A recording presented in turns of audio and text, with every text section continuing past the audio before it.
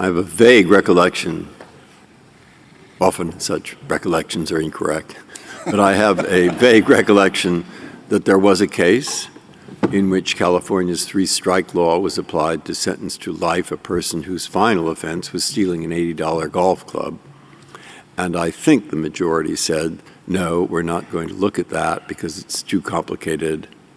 Am I right? Does that ring a bell? Because if that still is the law, which I think it is, it's something anomalous about saying, by the way, if you took his Mercedes, we will look to see whether that's disproportionate to taking a golf club. But if you send him to jail for life, we won't. Now, have I stated this correctly? And if so, how do we deal with it?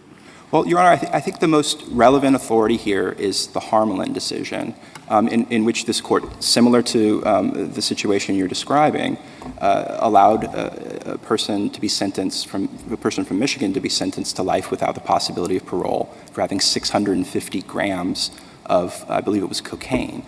And the court reasoned that, look, that amount of cocaine could be broken up and easily used for distribution. So it's appropriate in these circumstances to punish that harshly.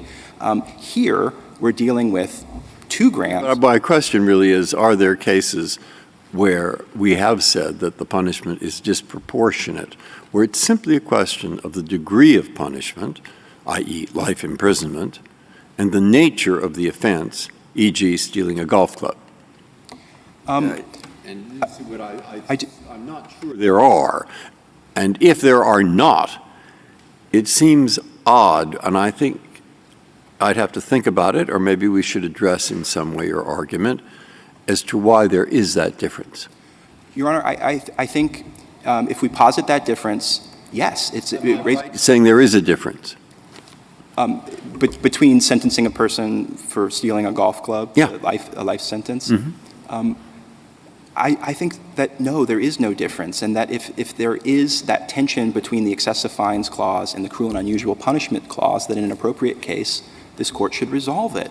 I thought the 3 strikes, it wasn't simply stealing a golf club, it was the third offense, so it was a punishment for recidivists.